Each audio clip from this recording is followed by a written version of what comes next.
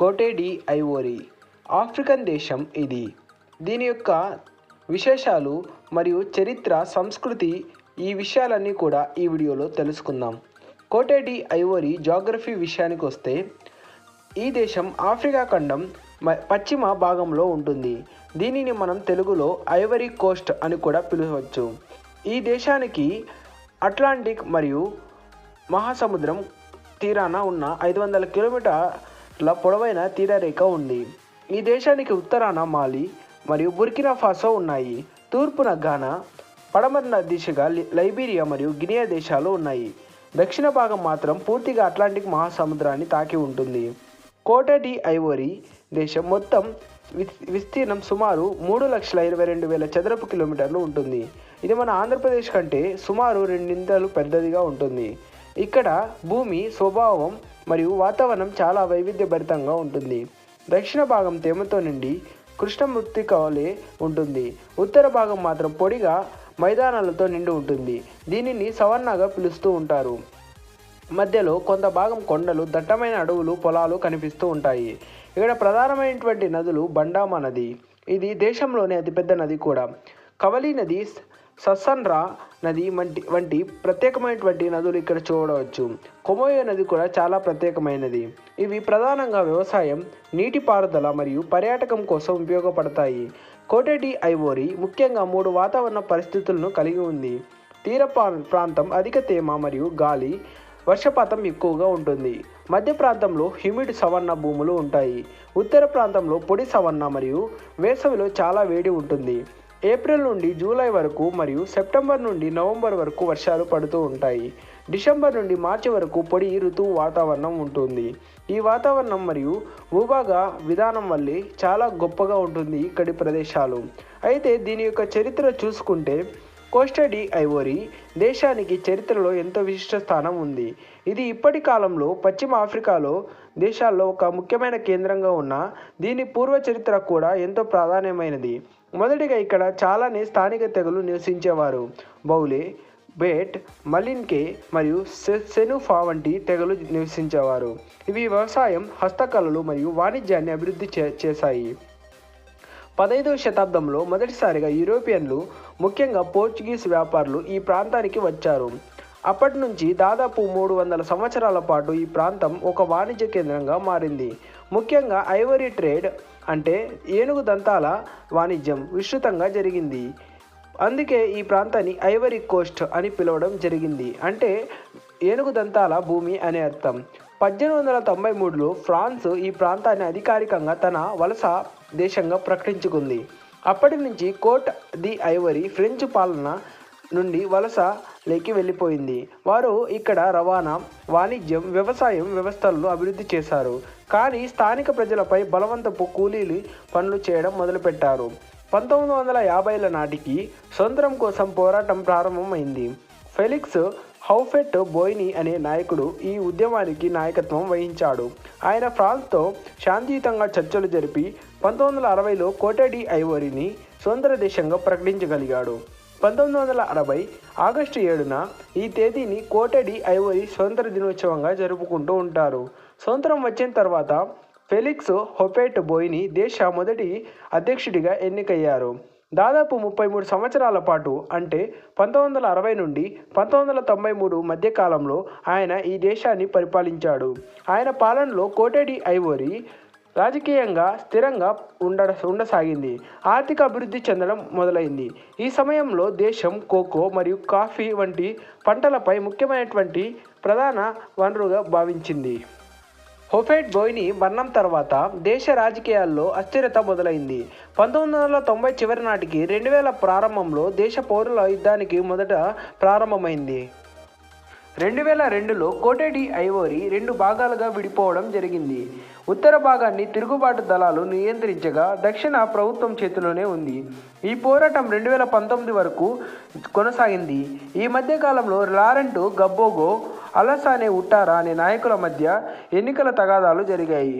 అంతర్జాతీయ మద్దతులు, హింసలు మొదలయ్యాయి. 2011 తర్వాత కోటే డి ఐవోరీ మళ్ళీ శాంతి నెలకొంది.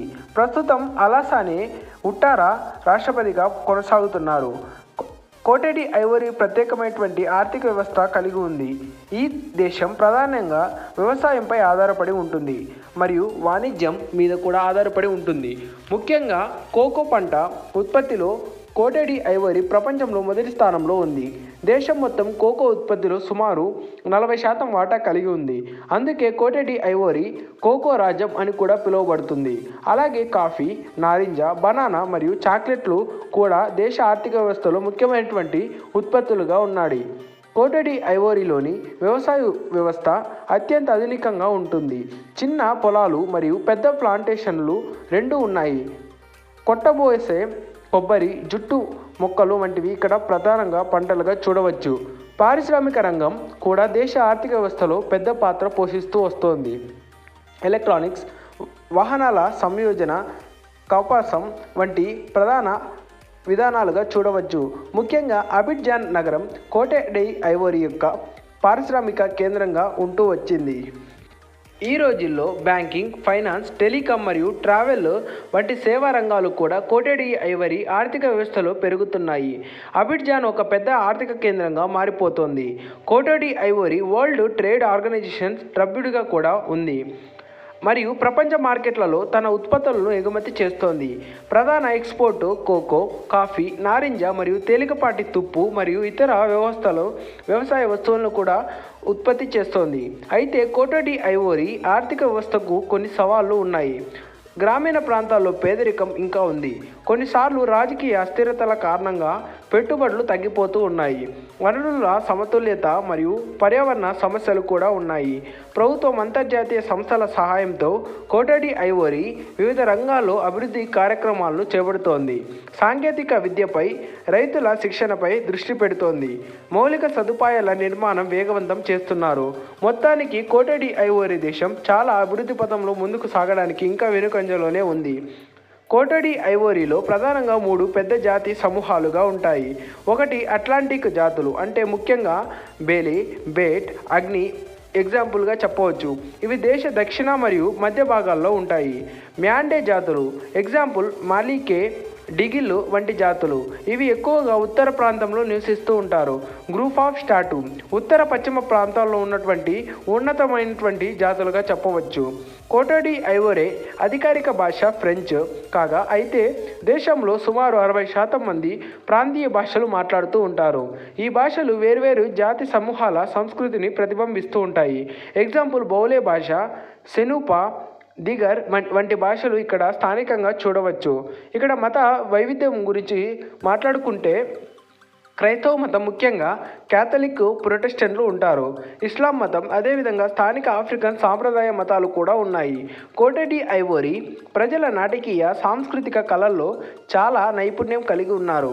వీరి నాటకాలు, నృత్యాలు, సంగీతం ప్రపంచానికి ప్రత్యేక గుర్తింపు తెచ్చాయి. ఇక్కడి మ్యూజిక్ చాలా ఉత్సాహభరితంగా ఉంటుంది.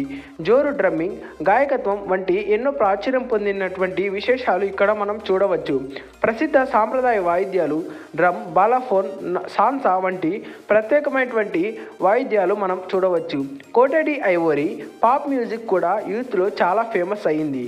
ప్రతి జాతి ప్రాంతానికి సంబంధించిన అనేక పండుగలు ఇక్కడ జరుగుతాయి. ఇక్కడ ముఖ్యమైనటువంటి ఫెస్టివల్స్ చూసుకుంటే ఫెస్టివల్ ఆఫ్ డాన్సెస్, అదేవిధంగా agricultural festivals, Christian festivals, Christmas మరియు ఈస్టర్ పండుగలు, ఇస్లామిక్ ఫెస్టివల్స్, ఈద్ అల్ ఫిత్ర్, అదేవిధంగా ఈల్ అదా వంటి పండుగలు మనం చూడవచ్చు.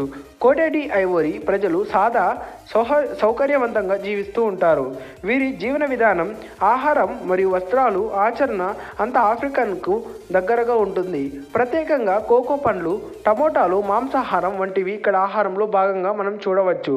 కోటే డి ఐవరీలో ఫుట్బాల్ అత్యంత ప్రముఖమైనటువంటి ఆటగా ఉంటుంది. డిడోమో డ్రోగ్బా వంటి ప్రపంచ ప్రఖ్యాత ప్లేయర్లు ఇక్కడ నుండి రావడం జరిగింది. ఫుట్బాల్ దేశ ప్రజలకు ఏకత్వాన్ని మరియు గౌరవానికి ప్రతీకగా ఉంటుంది. అయితే కోటే డి ఐవరీ అనేది ఆఫ్రికాలో ఒక అందమైనటువంటి పర్యాటక ప్రదేశంగా కూడా ఉంది. ఇక్కడ ముఖ్యమైనటువంటి ప్రదేశాలు అబిడ్జాన్, యమోసో వంటివి ఇక్కడ చూడదగ్గ ప్రదేశాలు.